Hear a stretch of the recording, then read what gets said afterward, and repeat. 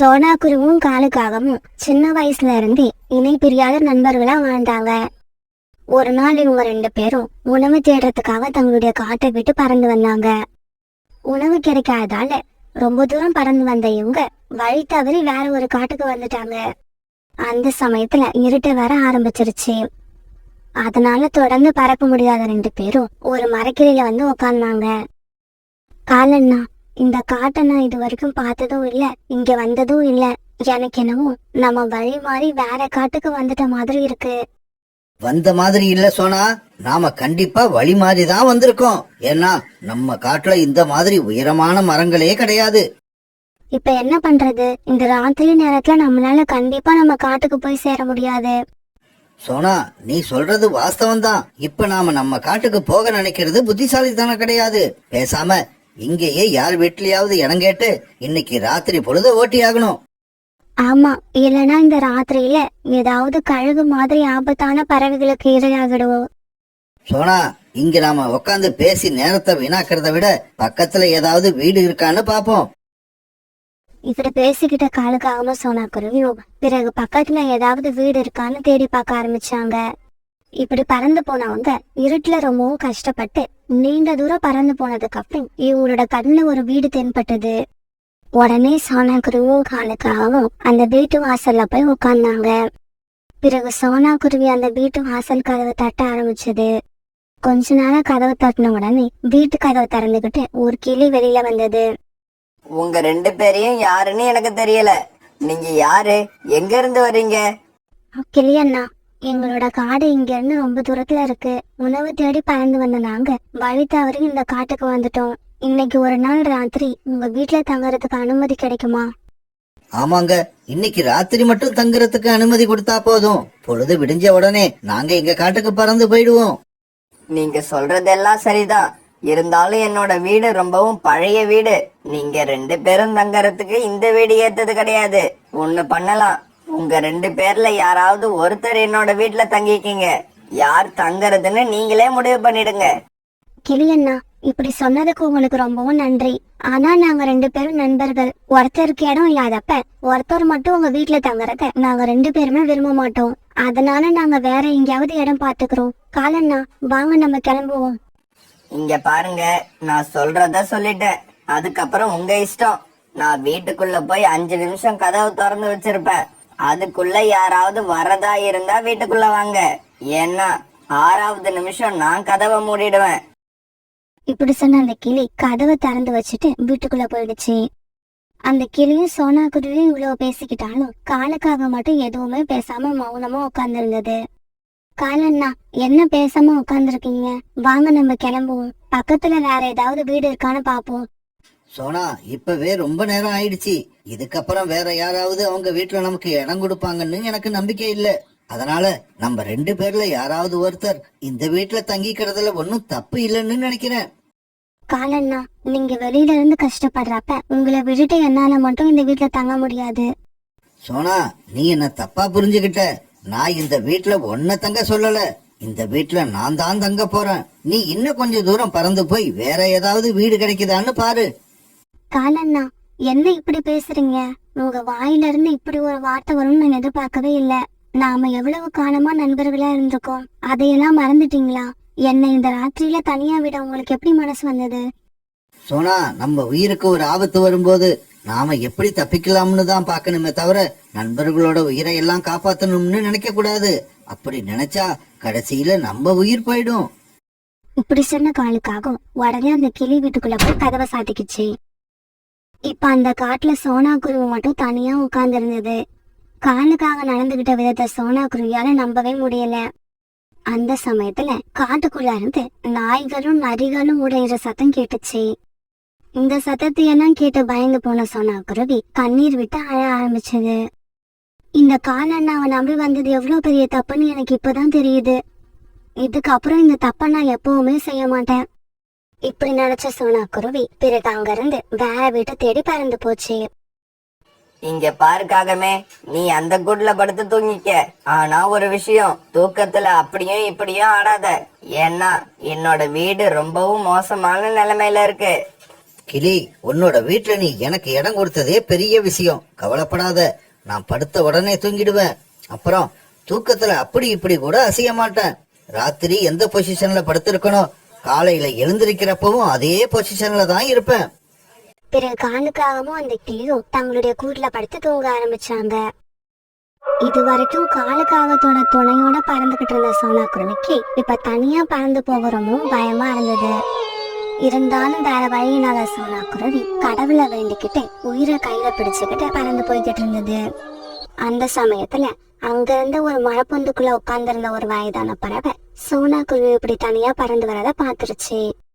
இப்படி பார்த்த உடனே சோனா குருவிய குரல் கொடுத்து கூப்பிட ஆரம்பிச்சது. ஏய் குருவி, இங்க வா. இந்த நேரத்துல ஏன் இப்படி தனியா பறந்து போற? ஒரு பறவையோட குரல் வந்ததை கேட்ட சோனா குருவி இந்த பக்கமும் அந்த பக்கமும் பார்த்தது. பிறகு மரப்பொந்துக்குள்ள உட்கார்ந்திருந்த ஒரு வயதான பறவையை பார்த்த சோனா குருவி அது கிட்ட பறந்து போச்சு. நானும் ஒரு காகமும் உணவு தேடுறதுக்காக எங்க காட்டை விட்டு பறந்து வந்தோம். ரொம்ப நேரமா உணவு கிடைக்காதால வழி தவறி இந்த காட்டுக்கு வந்துட்டோம். இந்த காட்டுக்கு வந்து சேர்ந்தப்ப ராத்திரி ஆயிடுச்சு. இப்படி ஆரம்பிச்ச சோனா குருவி பிறகு நடந்த கதையை நாட்டியும் அந்த வயதான பறவை கிட்ட சொல்லுச்சு. ஆமா குருவி, இந்த காலத்துல நம்மளோட நண்பர்கள் எந்த சமயத்துல எப்படி மாறுவாங்கன்னு நம்மளால சொல்லவே முடியாது. பிறகு அந்த வயதான பறவை சோனா குருவிக்கு தான் வச்சிருந்த கொஞ்சம் இனிப்பான பழங்களை எடுத்து கொடுத்து சாப்பிட சொல்லுச்சு. சாப்பிடு குருவி, நீ எப்படி இருந்தாலும் பசியில தான் இருப்பன்னு எனக்கு நல்லா தெரியும். அதனால வேண்டான்னு சொல்லாம சாப்பிடு. அம்மா, நீங்க என்ன இதுக்கு முன்னாடி பார்த்தது கூட இல்ல. நான் யாருன்னு உங்களுக்கு தெரியாது. அப்படி இருந்தும் நீங்க என் மேல இவ்வளவு அன்பு காட்டுறீங்க. ஆனா சின்ன வயசுல இருந்து என் கூட பழகுன அந்த காகம் என்னை பாதி வயல தவிக்க விட்டுட்டு போனதை நினைச்சா எனக்கு மனசு ரொம்ப கஷ்டமா இருக்கு. இந்த சமயத்துல அந்த காட்டுல பயங்கரமான இடி சத்தம் கேட்க ஆரம்பிச்சது. குருவி, நல்ல வேலை உன்னை நான் பார்த்து இங்க கூப்பிட்டுக்கிட்டேன். ஏன்னா இன்னும் கொஞ்ச நேரத்துல மழை வர மாதிரி தெரியுது.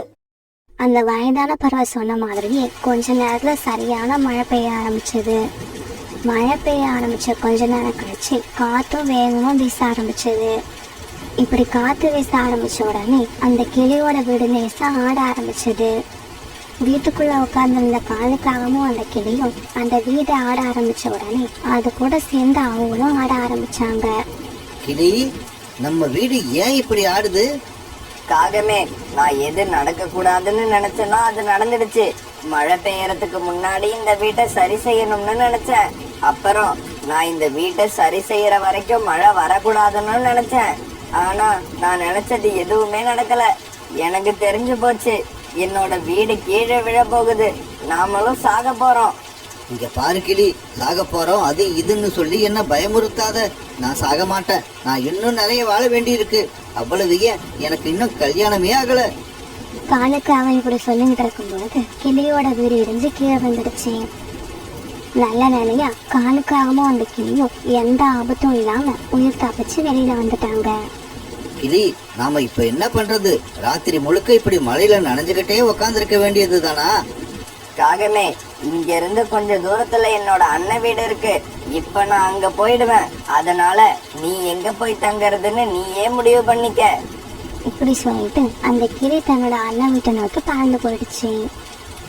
அடப்பாவி, இந்த கிளி என் கூடவே இருக்கும்னு நினைச்சேன். இப்ப அதுவும் என்ன பாதையில விட்டுட்டு போயிடுச்சு. நான் மட்டும் சோனா குருவியை விட்டு பிரியாம இருந்திருந்தா எல்லா கஷ்டத்துலயும் அது என் கூடவே இருந்திருக்கும். அப்படிப்பட்ட சோனா குருவியை நான் பிரிஞ்சு போயிருக்கவே கூடாது. நான் செஞ்சது பெரிய தப்பு. இப்படி தான் செஞ்ச தவற நினைச்சு கண்ணீர் விட்ட காலுக்காகவும் பிறகு அங்கிருந்து பறந்து போச்சு. காலுக்காக இப்படி பறந்து போய்கிட்டு இருக்கப்ப ஒரு பயங்கரமான இடிசத்தம் கேட்டது. அந்த இடிசத்தத்தை கேட்டு பயந்து போன காலுக்காகவும் தலை குப்புற கீழே வந்துடுச்சு. இப்படி கீழே வந்த காலுக்காகவும் மரப்பொந்துக்குள்ள உட்கார்ந்து சோனா குருவியை பார்த்துடுச்சு. சோனா குருவியை பார்த்த காலுக்காகவும் உடனே சந்தோஷமா அங்க போச்சு. சோனா, சோனா, என்ன மன்னிச்சிடு. உன்னை விட்டு நான் பிரிஞ்சது பெரிய தப்பு. அந்த கிளியோட வீடு இந்த மழையை தாங்காம இடிஞ்சு கீழே விழுந்துருச்சு. என்னை மன்னிச்சு இந்த மரப்பந்துக்குள்ள எனக்கு கொஞ்சம் இடம் கொடு. இல்ல காலண்ணா, நீங்க சொல்ற மாதிரி என்னால நடந்துக்க முடியாது. மனசுல ஒருத்தர் மேல வச்சிருந்த நம்பிக்கை போயிடுச்சுன்னா அது போனது போனதுதான். மறுபடியும் அந்த நம்பிக்கை வரவே வராது. நீங்க எப்ப என்னை தனியா தவிக்க விட்டுட்டு அந்த கிளியோட வீட்டுக்குள்ள போனீங்களோ அந்த நிமிஷமே நம்மளோட நட்பு முடிஞ்சு போயிடுச்சு.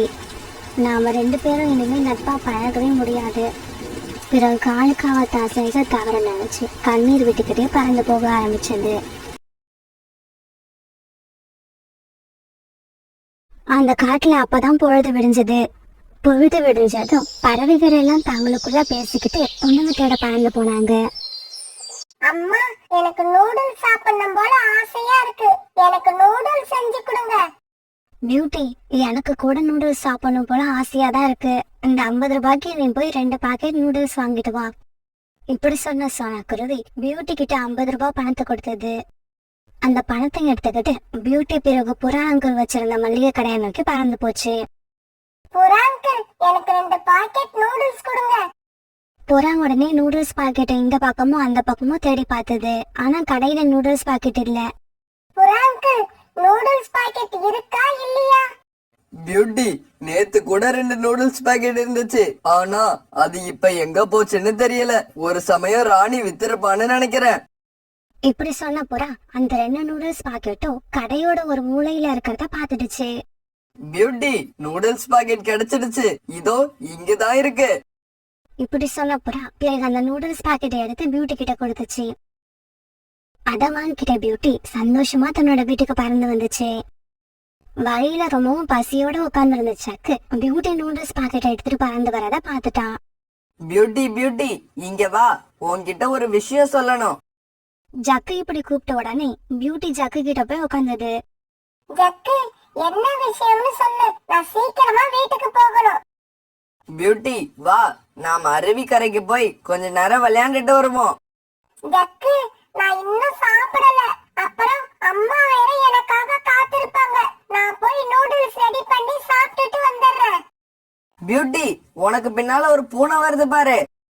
ஜக்கு இப்படி சொன்ன உடனே பயந்து போன பியூட்டி பின்னாடி திரும்பி பார்த்தது.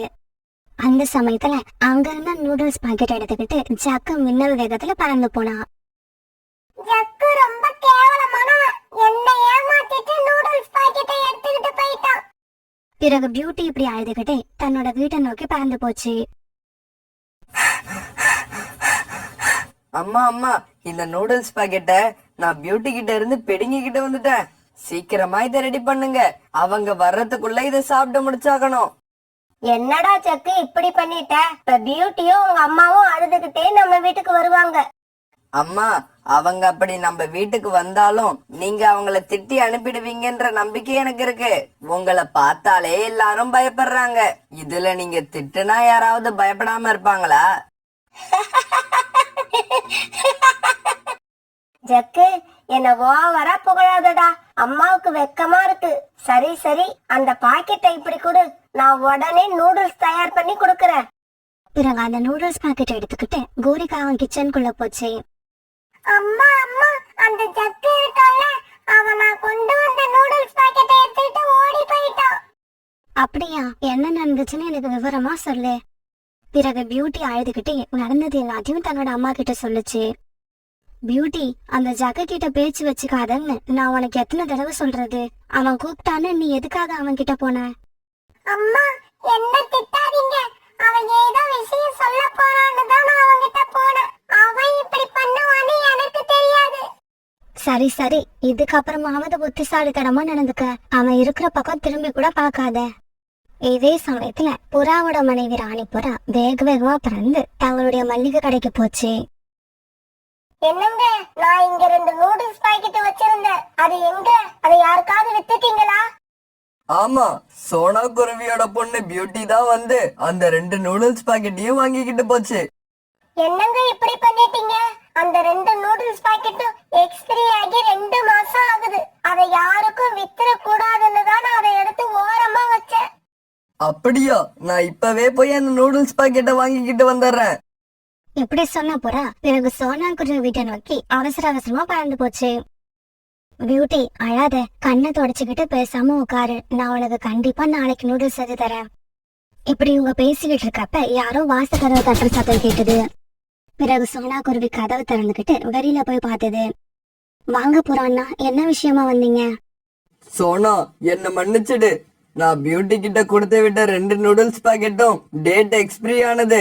அதனால தயவு செய்து அந்த பாக்கெட்டை திருப்பி கொடுத்துரு. நான் 50 ரூபா பணத்தை உனக்கு திருப்பி கொடுத்துறேன். இல்ல உனக்கு நூடுல்ஸ் பாக்கெட் தான் வேணும்னா நாளைக்கு நம்ம கடைக்கு வந்து புது நூடுல்ஸ் பாக்கெட் வாங்கிக்க. புறாண்ணா அந்த நூடுல்ஸ் பாக்கெட்ட பியூட்டி கிட்ட இருந்து ஜக்கு பிடுங்கிட்டு போயிட்டான். அதனாலதான் ரொம்ப நேரமா பியூட்டி அழுதுகிட்டு உட்கார்ந்துருக்கா. ஆமா, எக்ஸ்பைரியான நூடுல்ஸ் பாக்கெட்ட எதுக்காக நீங்க பியூட்டி கிட்ட கொடுத்து விட்டீங்க? சோனா, அது எக்ஸ்பைரியான பாக்கெட்னே எனக்கு தெரியாது. ராணி வந்து சொல்லிதான் எனக்கே தெரியும். சரி, நான் இப்பவே கோரியக்கா வீட்டுக்கு போய் அந்த பாக்கெட்டை வாங்கிட்டு வந்துடுறேன். பியூட்டி, உனக்கு விஷயம் தெரியுமா? ஜக்குவான் கிட்ட இருந்து எடுத்துட்டு போன நூடுல்ஸ் பாக்கெட் எக்ஸ்பிரியான பாக்கெட். அதை சாப்பிட்டா நம்ம உடம்புக்கு தான் கெடுதல். நான் இப்பவே போய் அந்த சாப்பிட கூடாதுன்னு கோரி ஆண்டி கிட்ட சொல்லிட்டு வந்துடுறேன். அம்மா அம்மா, நானும் உங்க கூட வரேன். பிறகு சோனா குருவியும் பியூட்டியும் கோரிகாவத்தோட வீட்டை நோக்கி பறந்து போனாங்க.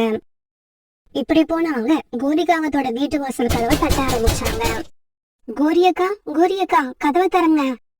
இந்த சமயத்துல கோரிக்காக நூடுல்ஸ் தயார் பண்ணி ஜக்கு கிட்ட சாப்பிட கொடுத்தது. டேய் ஜக்கு, நாம நினைச்ச மாதிரியே சோனா குருவி வந்துருச்சு.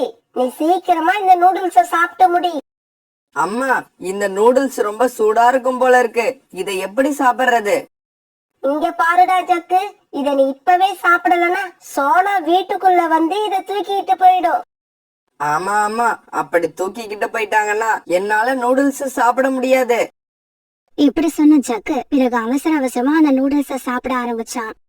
இப்படி வேக வேகமா சாப்பிட ஆரம்பிச்ச ஜக்கு சீக்கிரமாவே அந்த நூடுல்ஸ சாப்பிட்டு முடிச்சிட்டான். கோரியக்கா, சீக்கிரமா கதவை தரங்க. நாங்க கூப்பிடுற சத்தம் உங்க காதுல விழுதா இல்லையா? சோனா, கொஞ்சம் பொறுமையா இரு. எதுக்காக இப்படி உயிர் போற மாதிரி கத்திக்கிட்டு இருக்க? கோரியக்கா, உண்மையிலேயே உயிர் போற விஷயம்தான். ஜக்கு பியூட்டி கிட்ட இருந்து பிடுங்கிட்டு வந்த நூடுல்ஸ் பாக்கெட் பழைய பாக்கெட், டேட் எக்ஸ்பைரி ஆனது. அதை சாப்பிட்டா உண்மையிலேயே உயிருக்கு ஆபத்து. சோனா, இப்படி எல்லாம் சொன்னா நாங்க பயந்து போய் அந்த நூடுல்ஸ உங்ககிட்ட குடுத்துருவோம்னு நினைச்சியா? அந்த நூடுல்ஸ் தயார் பண்ணி என் பையன் எப்பவோ சாப்பிட்டுட்டான். இதுக்கப்புறமா எங்களை ஏமாத்த ட்ரை பண்ணாம வீட்டுக்கு கிளம்பு. இந்த சமயத்துல ஜக்கு வீட்டுக்குள்ள இருந்து அழுற சத்தம் கேட்டுச்சு. அம்மா அம்மா, எனக்கு வயித்த வலிக்குது. சீக்கிரமா வந்து என்னன்னு பாருங்க. என்னால வயித்து வலி தாங்க முடியல. உடனே எல்லாரும் வீட்டுக்குள்ள போனாங்க.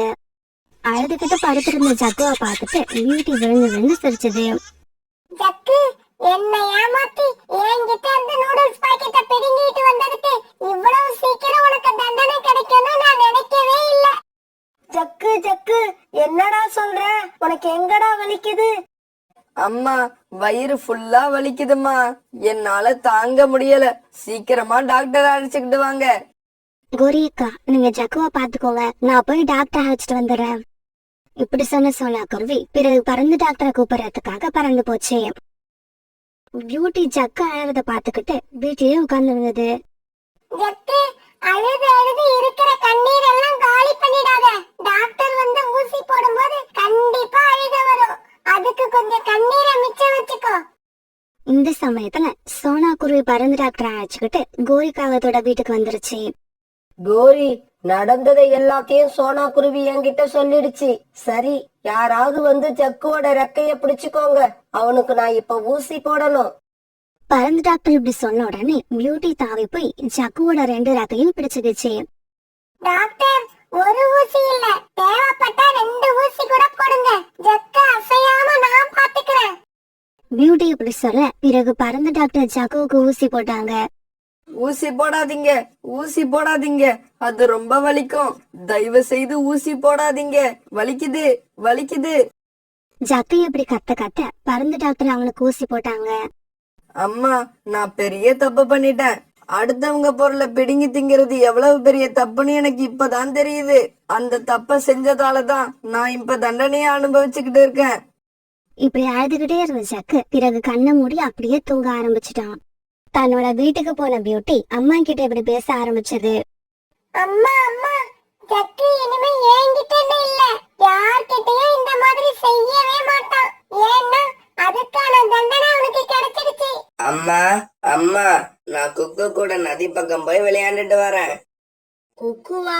யாரது? இப்ப புதுசா நம்ம வீட்டுக்கு பக்கத்துல குடிசை கட்டிக்கிட்டு ஒரு குருவி ஒண்ணு குடி வந்திருக்கே, அவங்க வீட்டுல உள்ள பையனா? ஆமாமா, அவன் பேரு தான் குக்கு. நான் இப்ப அவன் கூட தான் விளையாட போறேன்.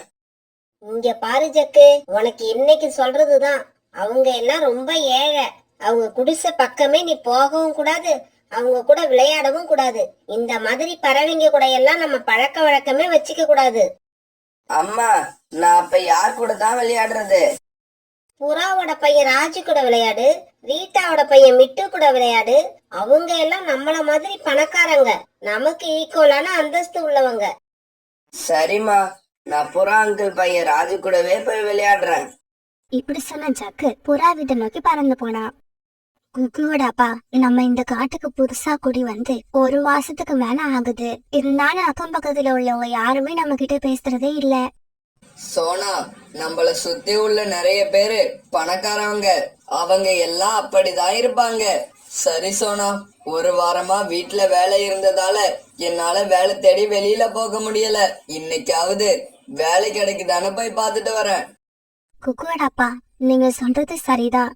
நம்ம பக்கத்துல நம்மள மாதிரி ஏழைங்க இருந்தாங்கன்னா அவசரத்துல நமக்கு ஏதாவது உதவி செய்வாங்க. ஆனா இங்க உள்ள பணக்காரவங்க நம்ம கிட்ட பேசவே யோசிக்கிறப்ப அவங்க கிட்ட இருந்து நம்ம எந்த உதவியும் எதிர்பார்க்க முடியாது.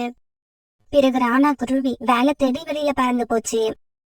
சாயங்காலம் வரைக்கும் ராணா குருவி அந்த காடு பூரா அணைஞ்சு திரிஞ்சு வேலை தேடி பார்த்தது. ஆனா பாவம், அதுக்கு வேலை கிடைக்கவே இல்ல. பிறகு இருட்ட ஆரம்பிச்சதால ராணா குருவி தன்னோட வீட்டை நோக்கி பறக்க ஆரம்பிச்சது. அப்படி பறந்து வர வழியில ஒரு வயதான பறவை ஒண்ணு கீழே விழுந்து கிடக்கிறத பார்த்தது. அந்த பறவை தான் வாழ்க்கையோட கடைசி கட்டத்துல இருந்தது. ஐயா, உங்களுக்கு என்ன ஆச்சு? எப்படி கீழே விழுந்தீங்க? இதுக்கு அந்த பறவை எந்த பதிலும் சொல்லாம ராணாவோட முகத்தையே பார்த்தது. உங்க வீடு எங்க இருக்குன்னு சொல்லுங்க, நான் கொண்டு போய் விட்டுட்டு வரேன். தம்பி, இந்த உலகத்துல எனக்குன்னு யாரும் இல்ல. எனக்கு நினைவு தெரிஞ்சதுல இருந்து இந்த கோடாரியால மரம் வெட்டி தனியாவே வாழ்ந்து வந்துட்டேன். இப்ப நான் ஓய்வு எடுக்க வேண்டிய நேரம் வந்துருச்சு. கடவுள் எனக்கு நிரந்தர ஓய்வு கொடுக்க போறாரு. இந்த கோடாரிய மட்டும் நீ பத்திரமா வச்சுக்க. இப்படி சொன்ன அந்த பறவை அப்படியே உயிரை விட்டுடுச்சு. இவரோ இறந்துட்டாரு. இவருக்கு இறுதி சடங்கு செய்ய சொந்தம்னு யாரும் இல்ல. அதனால இவரோட உடம்ப இப்படியே விட்டுட்டு போக கூடாது. இப்படி நினைச்ச ராணா குருவி பிறகு அந்த பறவையோட உடம்ப பூக்களால அலங்கரித்து நதியில மிதக்க விட்டுச்சு. பிறகு ராணா குருவி அந்த கோடாரியை எடுத்துக்கிட்டு தன்னோட வீட்டுக்கு போச்சு. ராணா குருவி இப்படி வீட்டுக்கு போனப்ப குக்கு அழுதுகிட்டு உட்கார்ந்துருந்தான். பக்கத்துல சோனா குருவி ரொம்பவும் கோபமா இருந்தது. குக்குவோட அப்பா, இவ்வளவு நேரம் என்ன பண்ணீங்க? நானும் குக்கு ரொம்ப பயந்து போயிட்டோம். அவன் எப்படி அழுகுறான் பாருங்க. அவனை முதல்ல சமாதானம் பண்ணுங்க. குக்கு, அப்பாவுக்கு கொஞ்சம் வேலை இருந்ததால லேட் ஆயிடுச்சு. அப்பா தான் வீட்டுக்கு வந்துட்டன்ல, இதுக்கப்புறம் நீங்க அழக்கூடாது. குக்குவோட அப்பா, போன விஷயம் என்னாச்சு? வேலை கிடைச்சதா? அப்புறம் இது என்ன கையில கோடாரி எடுத்துட்டு வந்திருக்கீங்க? இது யாரோடது?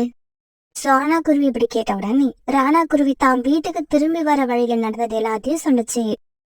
குக்குவோட அப்பா, நீங்க செஞ்சது ரொம்ப நல்ல காரியம். அந்த பறவையோட இறுதி சடங்க நீங்க தான் செய்யணும்னு கடவுள் ஏற்கனவே முடிவு பண்ணிட்டாரு. அதை யாராலையும் மாத்த முடியாது. அப்புறம் சோனா, சாயங்காலம் வரைக்கும் வேலை தேடியும் எனக்கு எங்கேயும் வேலை கிடைக்கல. அத நினைச்சா ரொம்பவும் வருத்தமா இருக்கு. குக்குவோட அப்பா, உங்களுக்கு வேலை கிடைச்சிருச்சு. கடவுள் உங்களுக்கான வேலையை உங்ககிட்ட கொடுத்துட்டாரு. சோனா, நீ என்ன சொல்ற?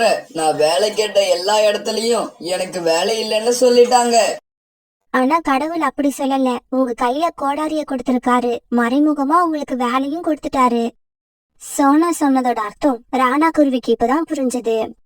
சோனா, நீ சொல்றதும் சரிதான். கையில கோடாரிய வச்சுக்கிட்டு நான் ஏன் வேலை தேடணும்? நாளையில இருந்து மரம் வெட்டி அதை விறகாக்கி வியாபாரம் பண்றேன். இப்படி செஞ்சா நமக்கு தேவையான பணம் கண்டிப்பா கிடைச்சிரும். உப்போட அப்பா, கை கால கழுவிட்டு சீக்கிரமா வாங்க சாப்பிடலாம். காலையில இருந்து நீங்க எதுவும் சாப்பிட்டிருக்க மாட்டீங்க. ஆமா சோனா, நீ சொல்றது உண்மைதான். எனக்கு ரொம்ப பசிக்குது. பிறகு இரவு உணவு சாப்பிட்ட சோனா குருவி, ராணா குருவி, குக்கு 3 பேரும் படுத்து தூங்க ஆரம்பிச்சாங்க. மறுநாள் பொழுது விடிஞ்சிச்சு. காலையில சீக்கிரமா கண் வச்ச ராணா குருவி விறகு வெட்ட போறதுக்காக தயாராச்சு. குக்குவோட அப்பா, நானும் உங்க கூட வரேன். மரம் வெட்டி நீங்க களைச்சு போய் ஓய்வு எடுக்கிறப்ப நான் வெட்ட ஆரம்பிக்கிறேன். அம்மா அம்மா, நானும் உங்க கூட வரேன். நீங்க களைச்சி உனக்கு நீ அப்பா அம்மாவுக்கு உதவுறதுக்கு இன்னும் நான் இருக்கு. இந்த வயசுல கோடாரிய தூக்கி உன்னால மரத்தை வெட்ட முடியாது. நீங்க வீட்லயே பத்திரமா இருங்க. இப்படி சொன்ன குருவி பிறகு ராணா குருவி கூட மரம் வெட்டுறதுக்காக பறந்து போச்சு. இப்படி போன இவங்க ஒரு மரத்தை தேர்ந்தெடுத்து வெட்ட ஆரம்பிச்சாங்க. என்ன ஆச்சரியம், உடனே அந்த மரம் அவங்க கிட்ட பேச ஆரம்பிச்சது. ஆனா குருவி, சோனா குருவி, நீங்க 2 பேரும் வந்துட்டீங்களா? நான் எவ்வளவு நேரமா உங்களுக்காக காத்திருக்கிறது. சோனா, என்ன இது ஆச்சரியமா இருக்கு. இந்த மரம் பேசுது, அதுவும் இல்லாம உன் பேரையும் என் பேரையும் தெரிஞ்சு வச்சிருக்கு. இந்த கோடாரி யார் கையில இருக்கோ அவங்கள பத்தி எனக்கு எல்லாமே தெரியும். இங்க பாருங்க, இந்த கோடாரிய உங்ககிட்ட கொடுத்தது ஒரு பெரிய மகான். நீங்க ஏழ்மை நிலையிலையும் நேர்மையா இருந்தீங்க. அதுக்கான பரிசு தான் இந்த கோடாரி. இந்த கோடாரி தான் உங்களை என்கிட்ட அழைச்சுக்கிட்டு வந்தது. என்கிட்ட வந்தவங்க யாருக்கும் வாழ்க்கையில கஷ்டமே இருக்காது. அப்படின்னா எங்க வாழ்க்கையில உள்ள கஷ்டம் தீர போகுதா? அது எப்படி? இங்க பாருங்க, இப்ப நான் கண்ணை மூடுவேன். நான் கண்ணை மூடின உடனே ஒரு பெரிய பொந்து உங்க கண்ணுக்கு தெரியும். கொஞ்சம் கூட தாமதிக்காம நீங்க அந்த பொந்துக்குள்ள போங்க. உங்களுக்கு தேவையானதை எடுத்துக்கிட்டு சீக்கிரமா வெளியில வந்துருங்க. மறுபடியும் சொல்றேன், தேவையானதை எடுத்துக்கிட்டு சீக்கிரமா வெளியில வந்துருங்க. இப்படி சொன்ன அந்த மரம் தன்னுடைய கண்களை மூடுச்சு. அந்த மரம் சொன்ன மாதிரி ஒரு பெரிய பொந்து ஒண்ணு உண்டாச்சு. உடனே ராணா குருவியும் சோனா குருவியும் அதுக்குள்ள பறந்து போனாங்க. அந்த பொந்துக்குள்ள யாராலையும் நம்ப முடியாதபடி தங்க நகைகளும் வைர நகைகளும் குவிஞ்சு கிடந்தது. குக்குவோட அப்பா, என்ன இது, பொந்துக்குள்ள இவ்வளவு நகைகள் இருக்கு? சோனா, எவ்வளவு வேணாலும் இருந்துட்டு போகட்டும், நமக்கு தேவையானதை எடுத்துக்கிட்டு நாம வெளியில போவோம். இப்படி பேசிக்கிட்ட ராணா குருவியும் சோனா குருவியும் அங்க கிடந்த சாக்குல தனக்கு தேவையான நகைகளை எடுத்து வச்சுக்கிட்டாங்க. குக்குவோட அப்பா, நம்ம வாழ்க்கையை சந்தோஷமா கைக்கிறதுக்கும் இல்லாத பறவைகளுக்கு உதவுறதுக்கும் இந்த நகைகள் போதுமானது. பிறகு அந்த மூட்டையை தூக்கிட்டு ராணா குருவியும் சோனா குருவியும் வெளியே வந்தாங்க. இப்படி எடுத்துட்டு வந்த தங்க நகைகளை தேவையான அளவு வித்து அதை பணமாக்கிக்கிட்டாங்க. அந்த பணத்தை வச்சு குடிசை இருந்த இடத்துல தங்களுக்காக ஒரு சின்ன அழகான வீட்டை கட்டிக்கிட்டாங்க. மீதி இருந்த பணத்துல ஒரு ஹோட்டல் ஒண்ணு ஆரம்பிச்சு அதுல சோனா குருவியும் ராணா குருவியும் கடுமையா உழைக்க ஆரம்பிச்சாங்க. அதே சமயம் பக்கத்துல ஏழை பறவைகளுக்காக ஆசிரமம் ஒண்ணு தொடங்கி இலவசமா உணவு கொடுத்தாங்க. காலுஜி, அந்த ஏழை குருவிங்க இருந்த இடத்துல இப்ப யாரோ புதுசா வீடு கட்டிக்கிட்டு வந்திருக்காங்க. அவங்க பெரிய பணக்காரங்க போல இருக்கு. கோரி, உனக்கு விஷயம் தெரியாதா? அந்த இடத்துல வேற யாரும் வீடு கட்டிக்கிட்டு வரல. அங்க இருந்த அதே குருவிங்க தான் இப்ப பெரிய பணக்காரவங்களா மாறிட்டாங்க. ஐயோ காலுஜி, நீங்க சொல்றது உண்மையா இருக்க கூடாது. ஒரு காலம் அது உண்மையா இருந்தா என்னால தாங்க முடியாது, நிம்மதியா தூங்கவும் முடியாது. கோரி, நாம முதல்ல அந்த குருவிங்களுக்கு எப்படி இந்த அளவுக்கு பணம் வந்ததுன்னு தெரிஞ்சுக்கணும். பிறகு நேரம் கிடைக்கிறப்ப எல்லாம் காலுக்காகவும் கோரிக்காகவும் சோனா குருவி வீடு ஜன்னல் பக்கம் போய் அவங்க என்ன பேசிக்கிறாங்கன்னு கேட்க ஆரம்பிச்சாங்க. இப்படி சோனா குருவி வீட்டை சுத்தி சுத்தி வந்து அவங்க பேசுறத கேட்ட காகங்கள் 2 பேரும் குருவிகளுக்கு பணம் கிடைக்க காரணமா இருந்த எல்லா ரகசியத்தையும் தெரிஞ்சுக்கிட்டாங்க. காலுஜி, இப்ப அந்த கோடாரிய நாம எப்படியாவது வாங்கி ஆகணும். எப்படி கோரி வாங்க முடியும்? நாம போய் நேரா அந்த கோடாரிய எங்க கிட்ட கொடுங்கன்னு கேட்டா அவங்க கண்டிப்பா கொடுக்க மாட்டாங்க. காலுஜி, நாம கேட்டா அவங்க அந்த கோடாரிய கொடுக்க மாட்டாங்கன்னு எனக்கு தெரியும். அதே சமயம் ராணா குருவியும் சோனா குருவியும் ரொம்பவும் நேர்மையானவங்க, கொடுத்த வாக்க மீற மாட்டாங்க. அத பயன்படுத்தி தான் இப்ப நான் அந்த கோடாரிய அவங்க கிட்ட இருந்து வாங்க போறேன். இப்படி சொன்ன கோரி காலுக்காகத்தை அழைச்சுக்கிட்டு சோனா குருவி வீட்டுக்கு பறந்து போச்சு. அங்க போன காகங்கள் 2 பேரும் கண்ணீர் விட்டு அழுதுகிட்டு நின்னாங்க. கோரியக்கா, உங்களுக்கு என்ன ஆச்சு? ஏன் இப்படி அழுதுகிட்டு இருக்கீங்க? காலு, நீயாவது வாயை திறந்து சொல்லு, அப்பதான் நாங்க உங்களுக்கு ஏதாவது உதவி பண்ண முடியும். சோனா, எங்களுக்கு தேவையானது உங்ககிட்ட இருக்கு. ஆனா அத நாங்க கேட்டா நீங்க குடிப்பீங்களோ மாட்டீங்களோன்னு சந்தேகமா இருக்கு. என்ன கோரியக்கா இப்படி கேக்குறீங்க? உங்களுக்கு எது வேணும்னு சொல்லுங்க, அதை நாங்க கண்டிப்பா கொடுப்போம். ராணா, உன் மனைவி சொன்னது உண்மைதானே? அப்புறம் வாக்கு மாற மாட்டீங்களே? கண்டிப்பா மாற மாட்டோம். உங்க கஷ்டத்தை போக்குறதுக்கு எங்க கிட்ட உள்ள எது தேவைப்பட்டாலும் அதை நாங்க கண்டிப்பா கொடுப்போம். வேற ஒண்ணும் இல்ல சோனா, உங்க வீட்ல ஒரு கோடாரி இருக்குல்ல, அத எங்க கிட்ட கொடுங்க.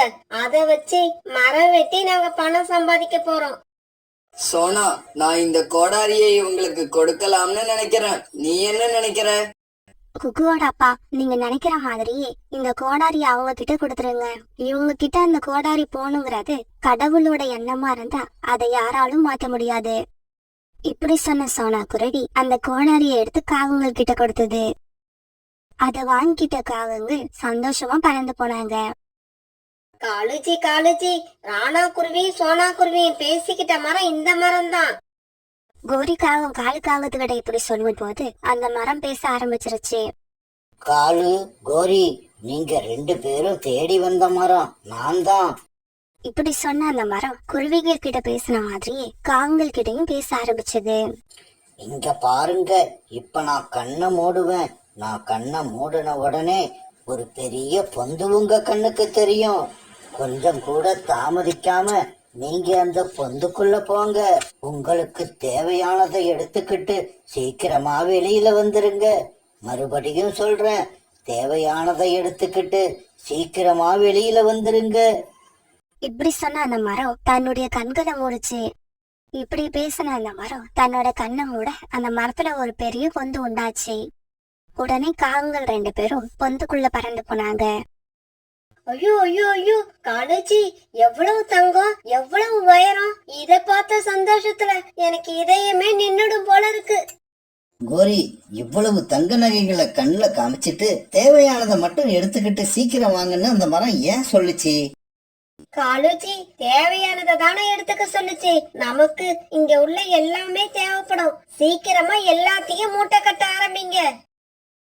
காகங்கள் 2 பேரும் அந்த மரம் சீக்கிரமா வெளியில வரணும்னு சொன்னதை மறந்து எல்லா நகைகளையும் மூட்டை கட்ட ஆரம்பிச்சாங்க. இவங்க இப்படி மூட்டை கட்டிக்கிட்டு இருக்கப்ப ரொம்ப நேரம் ஆனதால அந்த குகையோட வாசல் தன்னால முடிக்கிச்சு. இப்படி எல்லா நகைகளையும் மூட்டையா கட்டினதுக்கு அப்புறம் தான் கோரிக்காக அந்த மரப்பொந்தோட வாசல் மூடி இருக்கிறத பார்த்தது. காலுஜி, இங்க பாருங்க, நம்ம உள்ள வந்த வழி இப்ப மூடி இருக்கு.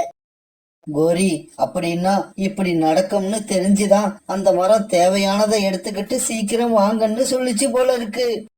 காலுஜி, இப்ப நாம என்ன பண்றது? எனக்கு இந்த தங்கம் வயிறம் எதுவுமே வேண்டாம். நாம உயிர் பிழைச்சா போதும். கோரி, இந்த எண்ணம் உனக்கு கொஞ்சம் முன்னால வந்திருந்தா நாம உயிர் பிழைச்சிருக்கலாம். காலம் கடந்து வந்த புத்தியால யாருக்கும் எந்த புண்ணியமும் இருக்காது. நாம இந்த பொந்துக்குள்ளேயே கடந்து சாக வேண்டியதுதான்.